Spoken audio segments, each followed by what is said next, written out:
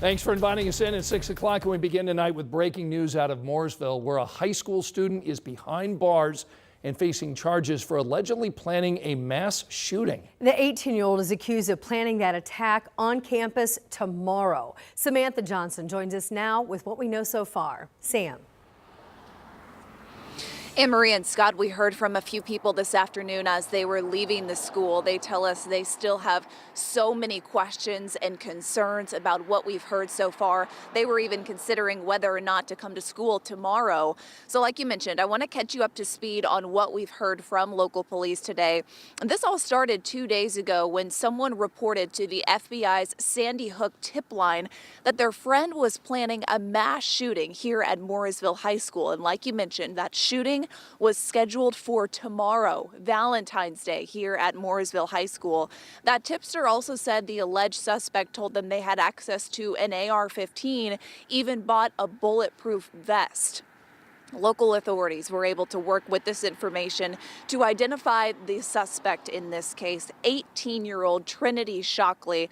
We can tell you police say they went to her home yesterday. They say they found several AR-15 magazines, 40 caliber rounds, even several disturbing notebooks and messages about hurting other people. Police also shared messages from social media that Shockley allegedly shared with other people about how she had planned this attack for more than a year now. She was then interviewed by local police, including Mooresville police and detectives. She told them this was all a joke. She was joking. She would never intend to do that on purpose. We heard from Mooresville police earlier today. I mean, the school up there is a great school. It's pretty laid back. They don't have a lot of problems, and so we were taken back. But you know, the safety of our children, we don't take lightly. Now tonight we can tell you Shockley is in the Morgan County Jail being held without bond. Preliminary charges for the 18-year-old include conspiracy to commit murder and 2 counts of intimidation. Like I said a minute ago, we heard from some students who were leaving the school earlier today. They have a lot of questions. The school did share a statement with us saying in part, quote, "As always, mental health resources are available to all students of Mooresville schools. Families and students are encouraged to contact their school office with any questions." Now, we did get just the basic information from Mooresville police this afternoon, as much as they were able to share with us so far. We've got all that information for you right now at WTHR.com. Samantha Johnson reporting live for us tonight outside of Mooresville High School. Thank you so much. Also tonight, an Indianapolis man is charged with setting several fires on the southeast side of Indianapolis. Yeah, one of these fires caused tens of thousands of dollars in damage to a Tyson Foods plant. Tonight, Donnie Woosley is charged with 7 counts of arson in connection to 6 fires that authorities tell us were intentionally set. That fire at the Tyson Foods plant on South Keystone Avenue on New Year's Day caused $160,000 worth of damage. Right now, he's in custody at the Community Justice Center awaiting trial. Skies have cleared after a cloudy start, but temperatures are really dropping. We're down into the teens. 19 Morris Reservoir, 18 Bunker Hill. Down a couple degrees from last hour in Indianapolis at 22, and we currently have clear skies and 20 in Crawfordsville on this Thursday evening. Wind chills now sub-0 in Kokomo, feeling like 1 below 0, feels like 9 in Indianapolis. What you need to know if you are headed out tonight, bundle up. It is cold out there. Temperatures will continue to drop through the teens, eventually into the single digits for some north of Indianapolis early tomorrow morning. So kids at the bus stop will need that heavy coat. Early morning temperatures 5 to 10 degrees for most of us, climbing slowly through the teens mid-morning tomorrow afternoon, increasing clouds and highs in the mid-30s. Angela, thanks so much. Tonight, Indiana Attorney General Todd Rokita issued a stark warning for IMPD and IPS. Cooperate with Immigration and Customs Enforcement or face legal action. Karen Campbell joins us live in studio to break down what kind of cooperation that Rokita is asking for. And Karen, I guess this involves giving ICE access to our schools? Yeah, that is correct. So according to the Attorney General, ICE would be allowed on school grounds. Now, here's the thing. They would be able to conduct search and seizure, and that doesn't require a warrant under the Fourth Amendment, but it does require consent, meaning cooperation.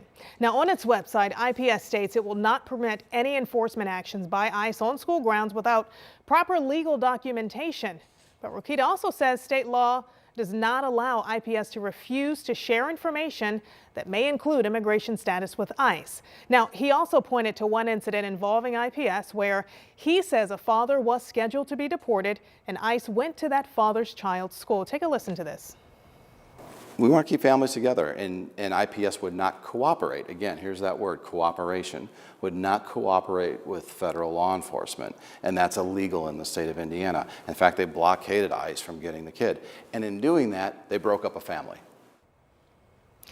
Now, IPS tells me they are working on a response following Rokita's letter. A letter both IPS and IMPD have until February 27th to respond to. And in that letter, they must list changes that they want to start with their new immigration policy. Yeah, we'll be following that story closely for sure. Yeah. Thanks, Karen.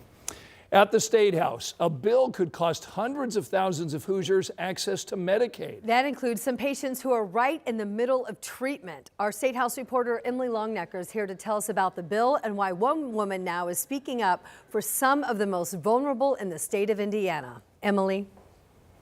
Well, the two biggest items that the state spends money on are education and Medicaid, but Republicans here at the State House say Medicaid can't keep growing the way it has in recent years, and Senate Republicans have a bill, SB 2, to curb that growth, but critics of this bill say it will strip care away from some of the state's most vulnerable. We see miracles every day. Now, Dana Simons has come to the Indiana State House looking for another miracle in the halls here, where some of the state's most powerful people call the shots. Her focus today is on Senate Bill 2. Simons runs a treatment and recovery program in Terre Haute for people struggling with substance abuse disorders. We have areas around us, small farming communities, they're just decimated by drugs. By the time they get to the program Simons runs, it's already been a long road, oftentimes marked by time in prison and relapses. We have people that were taught to cook meth when they were 9. Despite that, Simons says many thrive in recovery. The services they receive are covered by Medicaid's Healthy Indiana plan. Now Simons worries the provisions in Senate Bill 2, particularly capping the Healthy Indiana plan, so only 500,000 Hoosiers can be on it, will mean some of her clients won't get the help they need. That's the one question. What do you mean this cap? Who are the ones you're leaving out? It doesn't say anything about who doesn't then qualify. Under the bill, those on HIP would be required to prove they're fulfilling a 20-hour-a-week work requirement. There's an exception for those in recovery programs. But what about when they get out? Requiring them to do the paperwork, to prove that they're volunteering or prove that they're working, or it's just another hurdle that they don't need in their lives. Republican lawmakers have said the recent growth in Medicaid spending is unsustainable, and changes are necessary to preserve the program's longevity for the state's most vulnerable. When it comes to Simons' clients, they are the most vulnerable. She agrees the state needs to do a better job managing Medicaid's expansion and now proposed retraction. I get it. She's just praying her clients won't be the ones on the receiving end of the cuts. The joy that they have in life, and that's all at risk of going away. And it just makes me so sad. Senate Bill 2 passed out of the Appropriations Committee today along party lines. Democratic State Senator Fatty Cadora says that he plans to offer some amendments to this bill when it goes before the entire Senate, and some of those amendments would deal with some of the concerns that you just heard Ms. Simons express. At the Indiana State House, Emily Longnecker, 13 News. Still to come, improvements at a popular outdoor destination tonight are in the works. A look at what's coming indoors at the family attraction. Angela? Indoors, a good place to be tomorrow morning because it's going to be a bitter start to our Valentine's Day. There is some sunshine, highs in the mid-30s tomorrow. I will look ahead to a weekend weather system in your forecast.